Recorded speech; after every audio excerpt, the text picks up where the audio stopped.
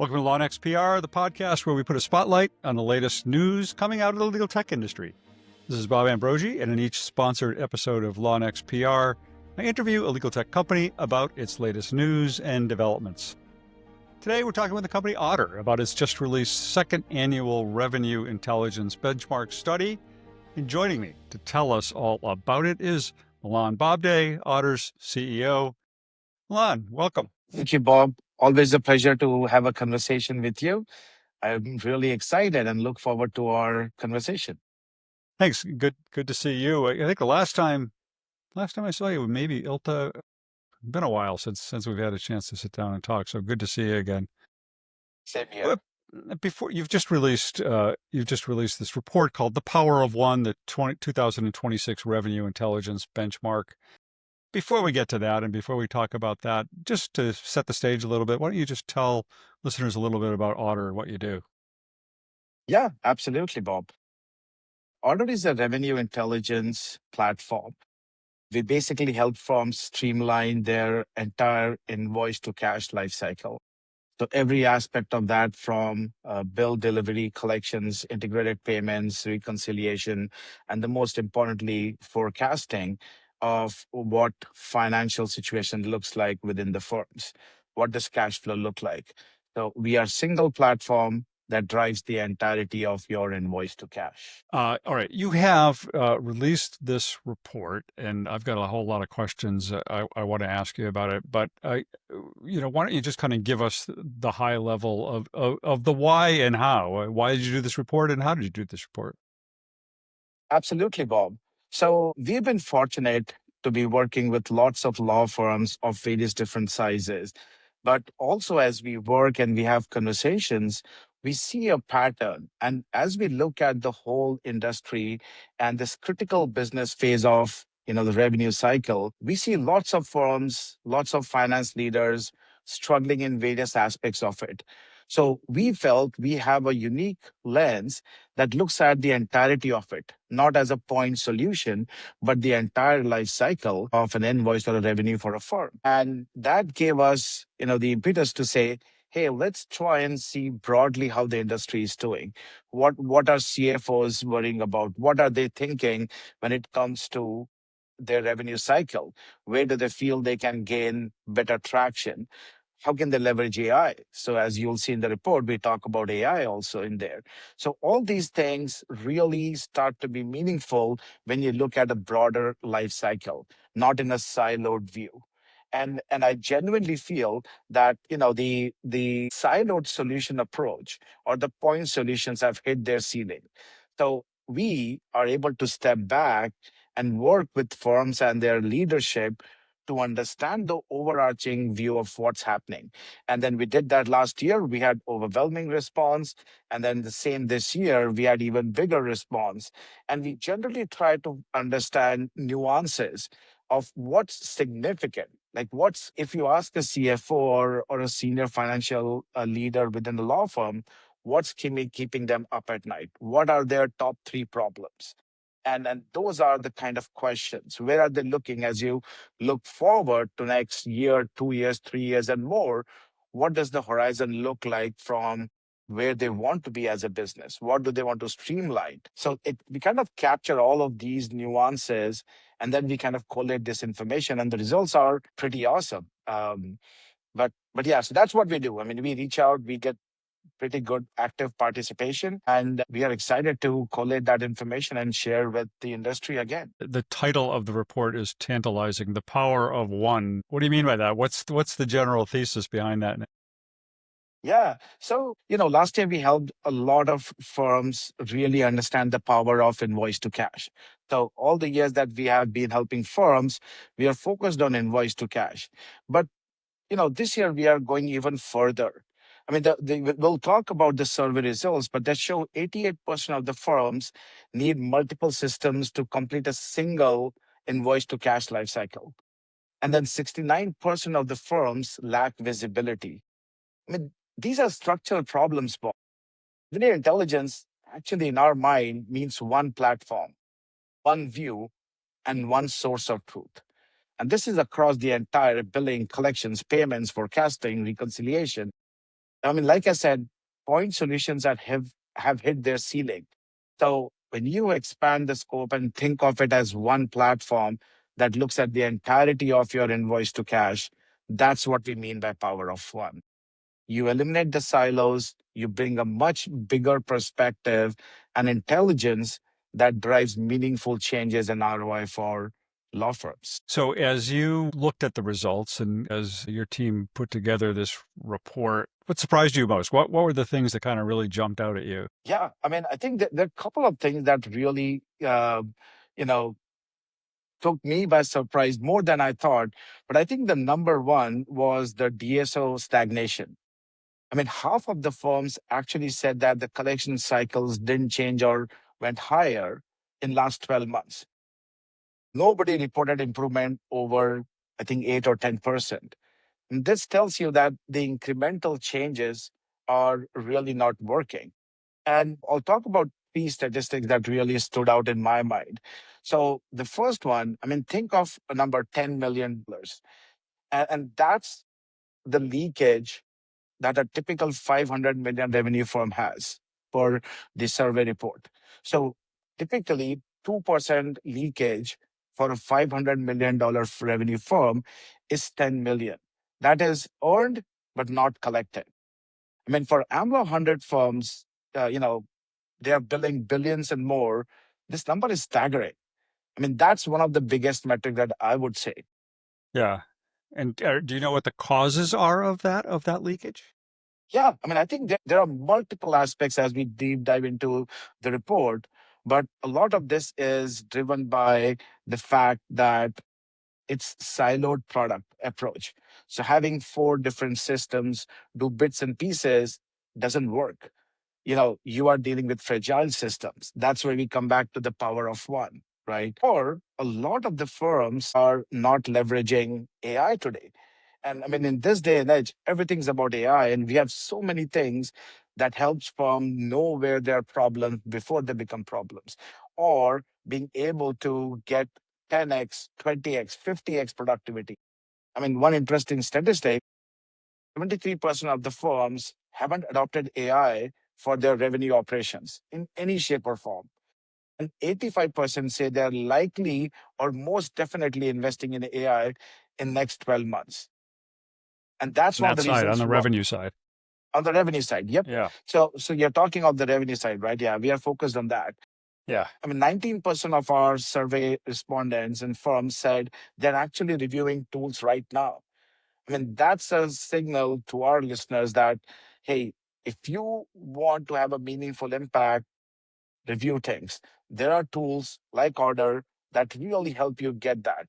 But having tools to support that, having fragmented systems, these are the big reasons why there is that big leakage in the revenue. So you talk a lot about not just having just the issue of not that it's not wise for law firms to have these fragmented systems, but you also talk a lot for the sort of category of revenue intelligence, of having kind of a much broader intelligence about where you are, right?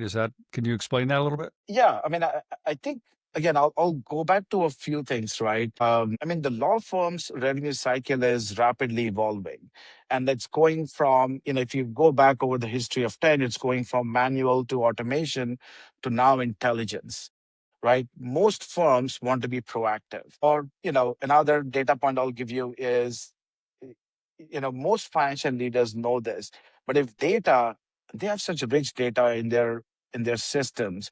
If data is not acted, right, it's not intelligence. You have to look at it from a different lens. And those are the aspects that really drive it. Another aspect that I always feel that firms struggle a little bit is just being able to measure like where they are not doing well. And it again spans from the whole factor of fragmented systems. So once you start thinking from a one platform perspective, you start to not only see where you are and where the problems are, but then you have a meaningful intelligence to drive process improvements, loading that DSO, and then stopping that leakage that happens pervasively within law firms today. Given all that, and given the high percentage of law firms that have yet to adopt AI, What do you think's been holding them back up until now? Yeah, I mean, if you think about it, AI is something that everyone's thinking, right? I mean, it's not that no one's not thinking about AI, but a lot of this is also part of just concerns out there. And these concerns are real, Bob. I mean, again, one data point in our survey, 46% cited that data security, accuracy, and integrations are the top barriers to adopt technologies and AI to really have that meaningful impact. And I think these are all very credible concerns.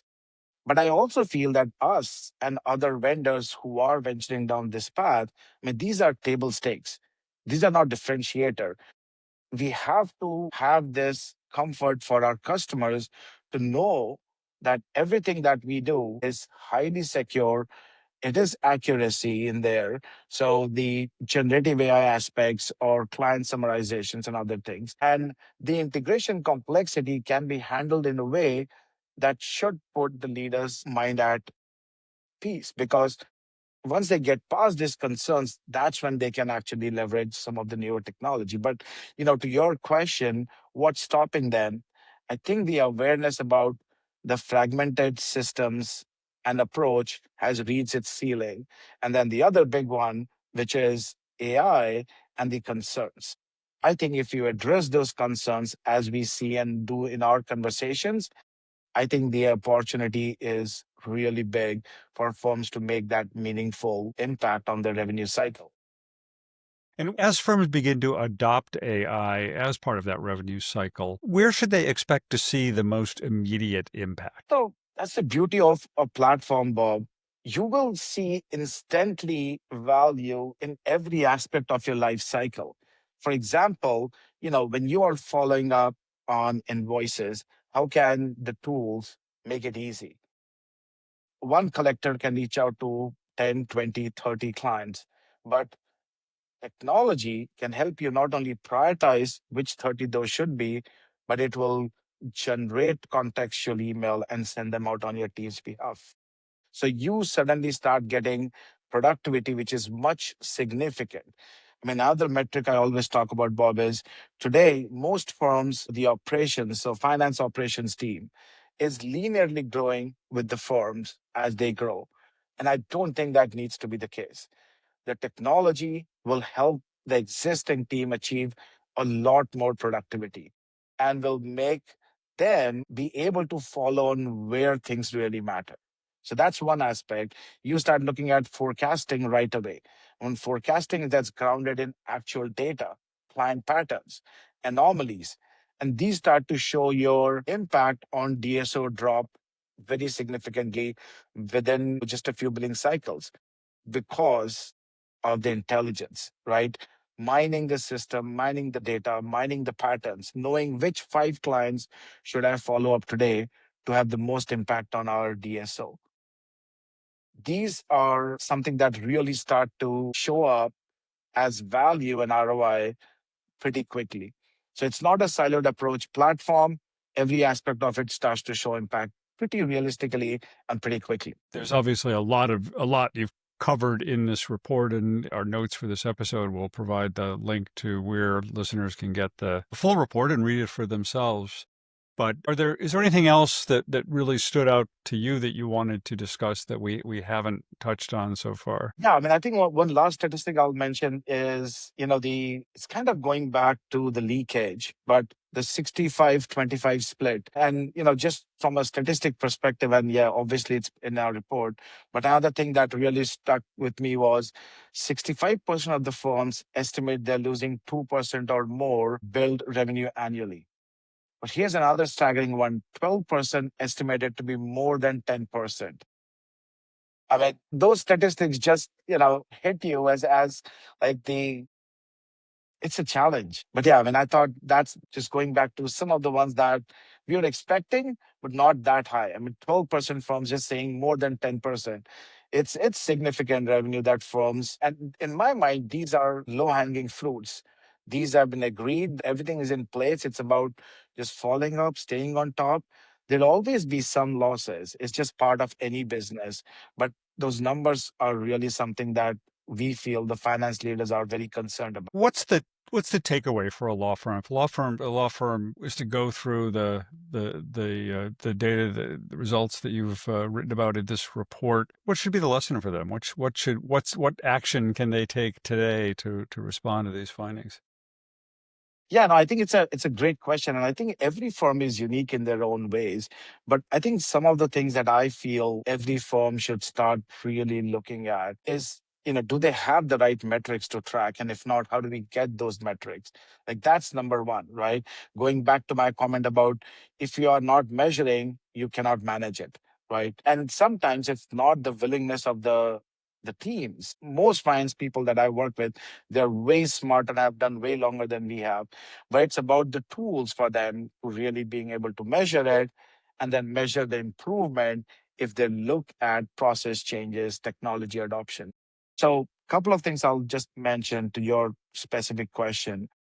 Definitely, what are the metrics that you feel are most important to your law firm? Like I said, every law firm is unique. But then, what is the process to start measuring them accurately? Silo systems do not give you a good benchmark of these. But then AI, right? What's your roadmap for next 12 months of AI? We also have another good asset on our website that we see lots of from download, which is the invoice to cash buyer's guide. And it's meant to design and tell what should a firm look at when they're thinking of significantly streamlining their revenue cycle or invoice to cash cycle. So that's another asset that anyone can download and look at. But it has all the considerations across the life cycle to see where they can make impact. But measure, look at tools, and then continuously measure and see what's improving. I think those are what I think every finance leader is already trying to do, but if not, I'm sure it's on their radar. And we are always happy to have a conversation, see if we can help any firm in any way along the way. But yeah, that would be my response, Bob, to Yeah. what should leaders do. Well, to that point of saying how you can help, I mean, you've talked about this already in this interview. We've talked about Oddr as a unified platform. So how specifically does Oddr as a platform address this fragmentation that we've been talking about here? Yeah, I mean, so if you look at an ecosystem today, it's been anywhere from 3 to 6 different systems that do the billing, collections, payments, reconciliation, forecasting, supporting business process automations, workflows. Like it's just a plethora of different silo products that firms are doing. The first thing we do is we bring it into a single glass pane view from every perspective.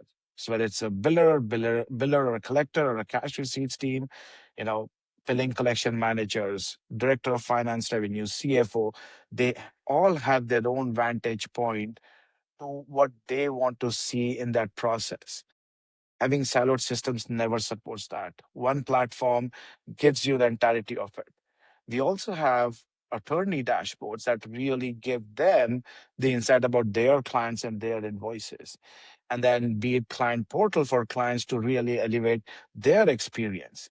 So, it's a very multifaceted way to think about, but that's what platforms are. They cater to different people, giving them the right information when they are part of that process or collection of processes to make the most impact on that DSO.